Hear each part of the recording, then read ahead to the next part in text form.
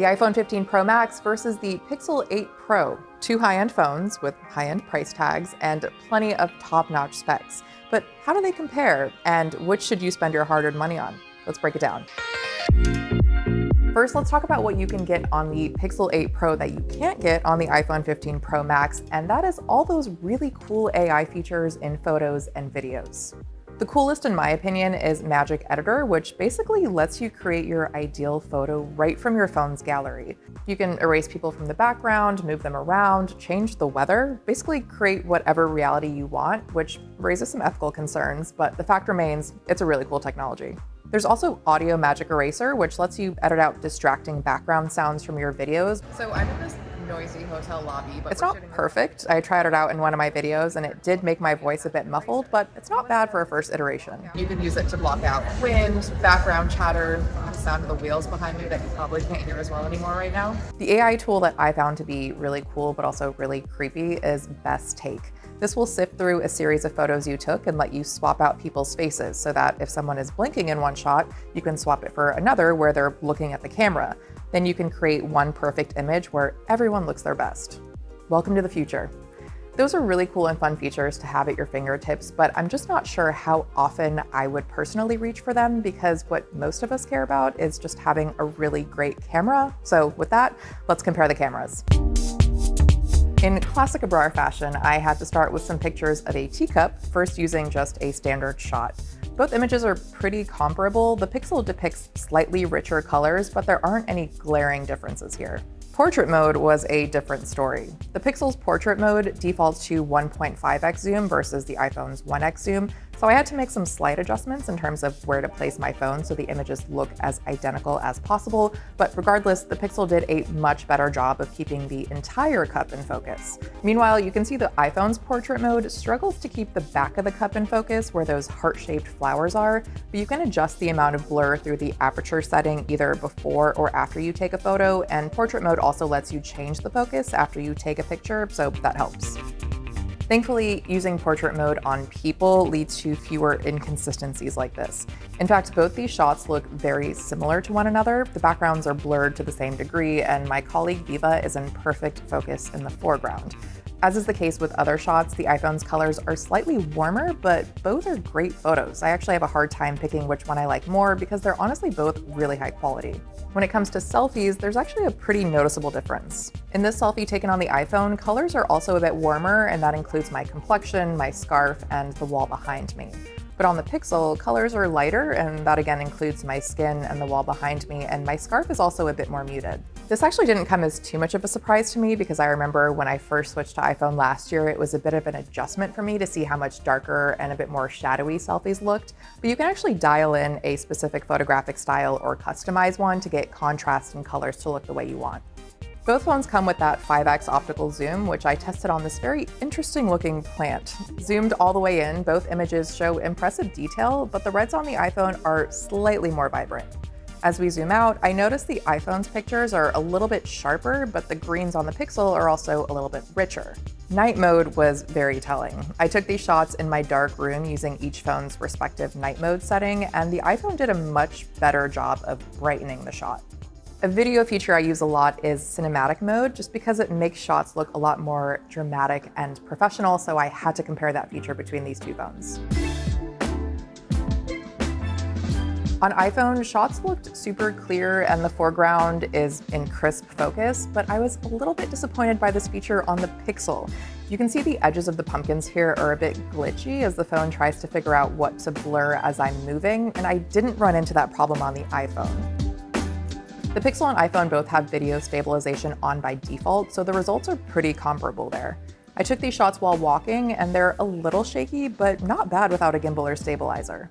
Action mode on the iPhone helps you create even smoother shots, but you have to have enough light for it to work, and the Pixel also has a similar mode called Active Video Stabilization, which is more aggressive than the default one. Overall, when it comes to standard photos and videos on these phones, there aren't any huge differences between the two. Like these two shots I took at Salesforce Park look very similar, but when it comes to dialing in special features like cinematic mode or portrait mode, that's where each phone has its strengths.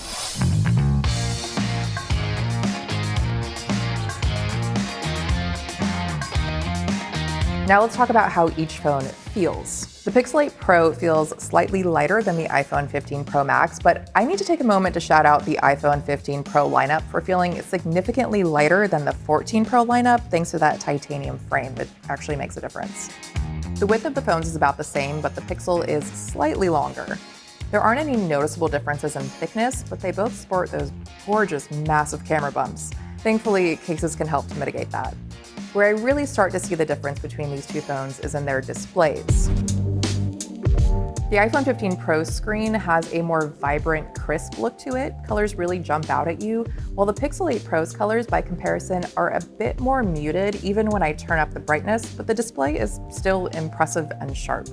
The differences become most apparent when I'm watching a video. On YouTube, for example, videos on the Pixel have a much more gray overtone to them, while colors on the iPhone are a bit warmer and sharper. And this remains true even when I turn on True Tone on the iPhone and adaptive colors on the Pixel. Now, technically, the Pixel has a brighter display, but what sets the iPhone apart is that much higher contrast ratio, which is why those colors appear more vibrant. The Pixel 8 Pro has an in-screen fingerprint sensor to unlock, as well as options to either enter a PIN or use your face to unlock. The iPhone 15 Pro Max carries on Apple's tradition of not offering an in-screen fingerprint sensor and instead relies on just face unlock or a password. I actually missed the fingerprint sensor when I first switched to iPhone, and then I realized it's really not necessary because I mostly just use face unlock.